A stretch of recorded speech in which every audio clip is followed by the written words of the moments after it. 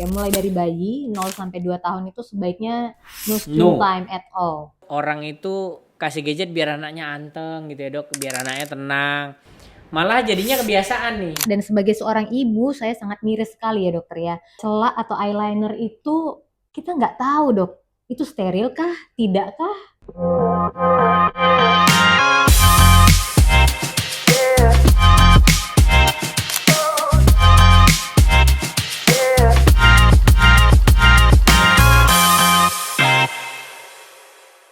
Halo Sobat Vision, kembali lagi di segmen Buka Mata Vision Talk. Kembali lagi kita akan berdiskusi dan berbincang banyak hal tentang berbagai sudut pandang kita. Dan hari ini spesial benar, hari ini kita kedatangan dokter spesialis mata. Selamat datang Dokter Angel. Sehat dokter hari ini? Sehat dokter Farid. Alhamdulillah dokter. Kayaknya sekarang nih orang tua, mbaknya yang jaga itu selalu ngalihkan dengan gadget. Jadi ini kita merasa dari bayi kayaknya gadget itu udah menjadi temannya anak gitu dok. Nah ini bagaimana dok pandangan dokter tentang ini? Betul sekali. Jadi pada anak-anak ini sangat disayangkan ya, karena ini fenomenanya banyak sekali terjadi.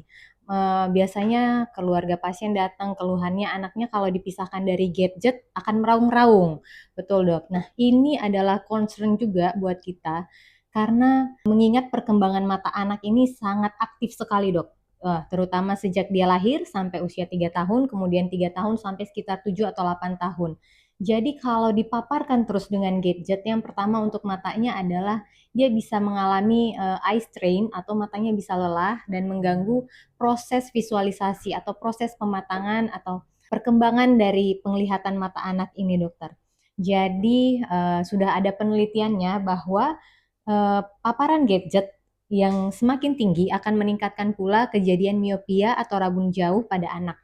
Biasanya makanya sering kita temuin biasanya anak-anak ini masih kecil tapi minusnya sudah tinggi. Nah, itu yang harus kita jaga, dokter. Apakah pasti dokter kira-kira anak yang menggunakan kacamata itu memang karena gadget dok? Itu adalah salah satu faktor resikonya dokter Farid. Cuman tidak hanya dari situ saja. Kadang memang genetik dari orang tuanya juga bisa cenderung sehingga dia lebih beresiko untuk terjadinya miopia atau mata minus atau gangguan refraksi lainnya dok. Satu itu, yang kedua memang gadget itu tadi dokter. Jadi dengan gadget ini matanya lelah, nah sehingga dia makin lama bisa juga jadi miopia progresif, makin bertambah nanti minusnya. Takutnya dokter, semakin lama minusnya semakin tinggi, ada kemungkinan atau ada kecenderungan orang dengan minus tinggi ini saraf matanya itu lebih tipis kita sebutnya. Sehingga saraf mata yang lebih tipis ini dapat mengakibatkan saraf matanya itu gampang lepas atau ablasio retina. Nah, kalau sudah lepas itu yang kita khawatirkan dapat mengganggu penglihatannya. Takutnya tidak bisa sempurna lagi penglihatannya. Seperti itu, dokter. Tapi itu nggak di usia dini ya dok? Kalau dia berkepanjangan akhirnya nanti baru dia ablasi retina pada usia tua gitu ya Iya, dok? biasanya itu dalam jangka waktu yang lama, tapi sebaiknya kita cegah sedini mungkin, dokter. Jadi dok, karena kita melihat juga fenomenanya kan anak-anak sekarang nih belajarnya sudah pakai laptop, ujiannya udah CBT gitu. Kan kalau udah pakai tablet atau pakai iPad atau pakai komputer dok, itu kan merasanya lebih menarik, terus sekolahnya sepertinya sangat internasional gitu ya dok. Karena kan ini mama nih kan, wah ini anaknya udah pakai laptop, itu sebuah kebanggaan nih dok. Jadi kita harus sampaikan kalau berikanlah Gadget seperlunya.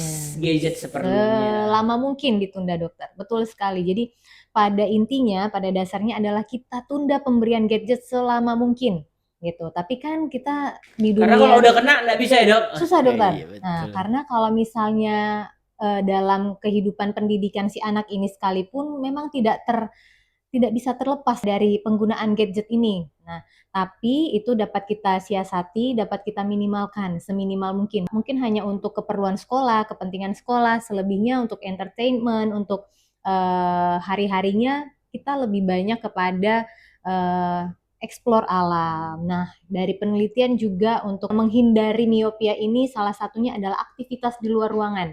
Jadi paparan terhadap sinar matahari dianjurkan kepada anak-anak itu lebih kurang 1 sampai 2 jam itu dia harus setiap hari harus beraktivitas di luar ruangan dan itu terpapar matahari untuk meminimalkan terjadinya miopia tadi, Dok. Berarti harus ada aturan ya dok Betul, Dok. tentang bagaimana idealnya berapa lama sih boleh main gadget, bagaimana sih anak ini boleh, karena kan kita menghindari total kan nggak bisa ya dok. Kira-kira dok di usia berapa yang mungkin kita boleh memberikan oh iya kamu boleh tapi dengan batasan. Artinya batasan bersyarat nih dok. Kira-kira dok apa dok rekomendasi dari dokter? Untuk anak kecil ya, Dok, ya mulai dari bayi 0 sampai 2 tahun itu sebaiknya no screen No. time at all. Ingat ya teman-teman ya. 0 sampai 2 tahun No no. screen time at No all. screen time. Kecuali kadang namanya bayi, papa mamanya kerja, bolehlah video call dokter. Jadi ada interaksi di situ juga terhadap orang tuanya.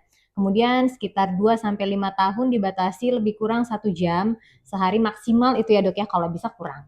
Kurang dari 1 jam sehari, kemudian di atas 5 tahun itu bisa lebih kurang 1 sampai 2 jam. Nah, atau kalaupun ada lebih mungkin harus dengan aktivitas fisik tadi, Dok, aktivitas di luar ruangan. Dan perlu diingat juga dokter, kadang kan ini anak-anak ini apalagi anak sekolah, sekolahnya di situ, belajarnya di situ, ngerjain tugasnya di situ, akhirnya matanya lelah ya nggak tercapai tadi 2 jam atau 3 jam mungkin mereka Masih bisa lebih ya, lebih. dok? Ya, nah itu kita ada sebutannya rule of 20 dokter. Jadi 20 20 20 atau 20 20 20. Jadi setiap 20 menit melihat jarak dekat dianjurkan 20 detik kita merelaksasikan mata kita dengan cara melihat objek sejauh 20 kaki. 20 kaki itu lebih kurang 6 meter.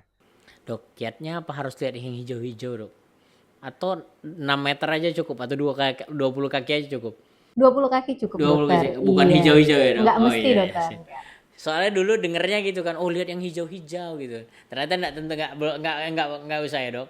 Memang Bebas aja ya dok ya? Memang hijau, jadi hijau itu lebih nyaman. Ada penelitian hijau Ah, itu lebih nyaman karena dia panjang gelombang warnanya. oh Panjang panjang gelombang gelombang warna warna itu. biasanya merah itu kalau saya nggak salah merah itu dia panjang gelombangnya lebih pendek. Biru itu dia lebih panjang gelombangnya. Hijau itu di tengah, jadi pas. Oh gitu. Makanya kita suka hijau dok. Saya suka hijau. Tapi masalahnya kadang kan dok orang itu kasih gadget biar anaknya anteng gitu ya dok. Biar anaknya tenang. Malah jadinya kebiasaan nih. Jadi kebiasaan. Dan kira-kira menurut dokter ada nggak solusi dok? Biar anak nih nggak terlalu kecanduan dengan layar screen time ini. Memang susah ya dalam apalagi working parents gitu, keduanya bekerja. Ya saya juga working parents, Dok, keduanya bekerja. Tapi memang selain orang tuanya harus belajar, pengasuhnya di rumah. Itu, pengasuhnya di rumah harus juga kita ajarin bahwa anak ini tidak boleh dipaparkan dengan gadget. Kalaupun ada penggunaan gadget itu harus dengan pendampingan orang tua. Seperti itu, Dok. Atau memang dok, kalau misalnya kita mau mengalihkan gadget, akhirnya kita harus memberikan aktivitas lain supaya si anak ini tidak bosen. Itu yang menjadi tantangan kita sebagai orang tua.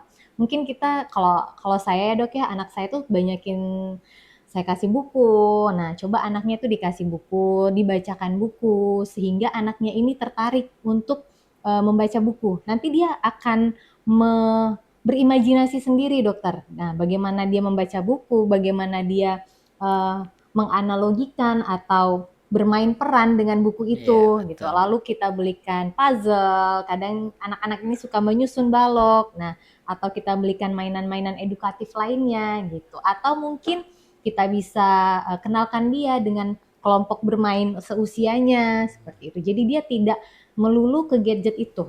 Nah, sehingga kita alihkan pemikirannya. Nanti lama-lama ketika itu sudah anaknya sudah biasa, biasanya dia akan lebih memilih mainan non gadget ataupun kalau dia dipaparkan dengan gadget dia tidak akan tantrum ketika gadgetnya diambil. Kalau dulu kita kan masih ya dok main robot-robotan ngomong ya antara robot sama robot gitu ya dok.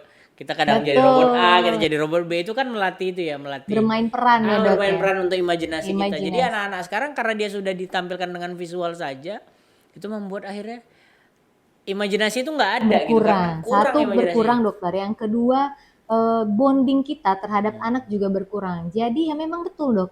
Selain dengan mainan edukatif, mainan interaktif itu tadi dengan kita outing, outbound, bawa anak keluar. Jadi setuju sekali ya, memang screen time ini teman-teman, ayah bunda sekalian memang ini fokus kita untuk bagaimana anak-anak kita itu bisa tidak tergantungan terhadap handphone ataupun screen time. Saya pernah diajarkan dokter anak pada anak saya, kalaupun terpaksa menggunakan screen time dia menonton, tolong jangan biarkan dia menonton sendiri. Atau nonton TV, jangan biarkan dia nonton sendiri.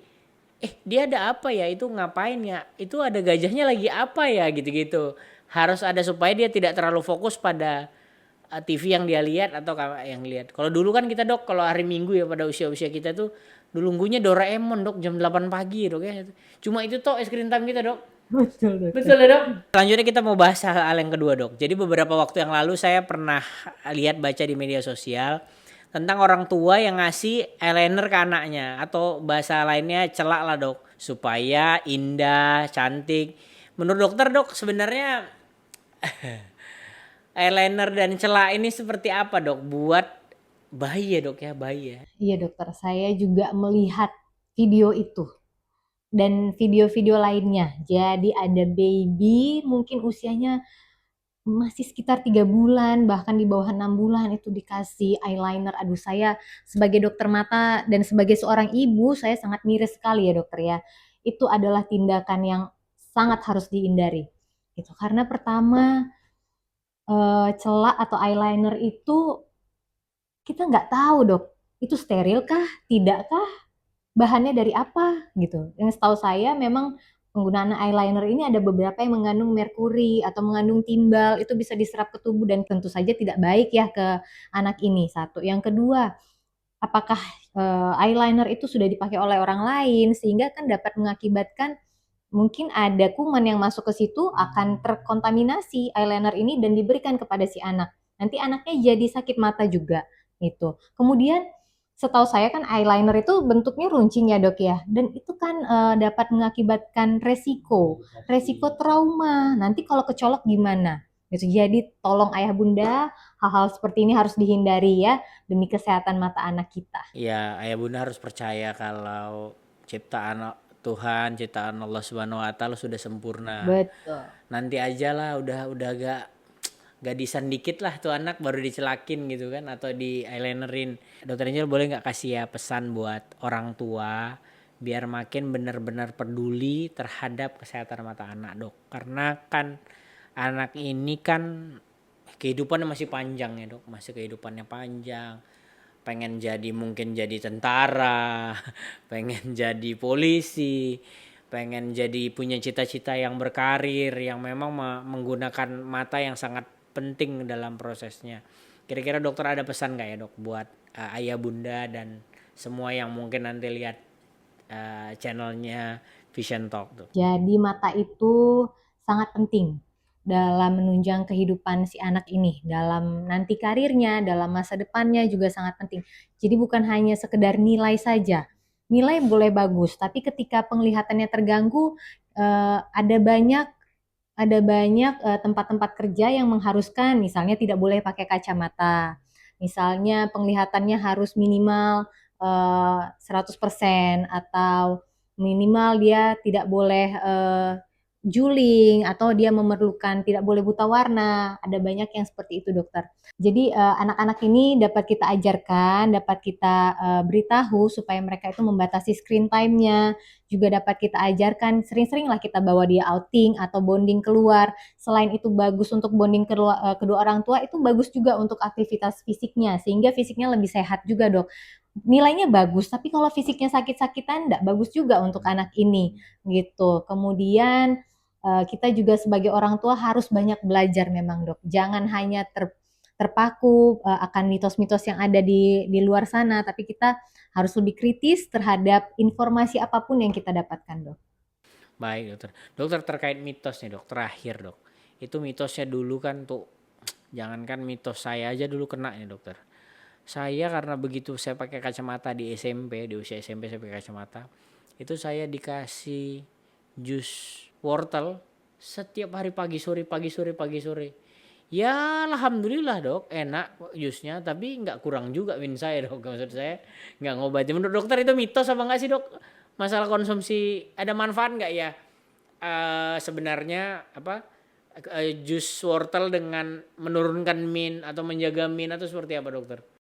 Enggak sih dok. Sebenarnya jus wortel itu kan yang dilihat vitamin A-nya ya. Nah, Siap. vitamin A itu memang bagus untuk mata, untuk kalau di penelitian untuk fotoreseptornya, tapi dia tidak akan menurunkan minus.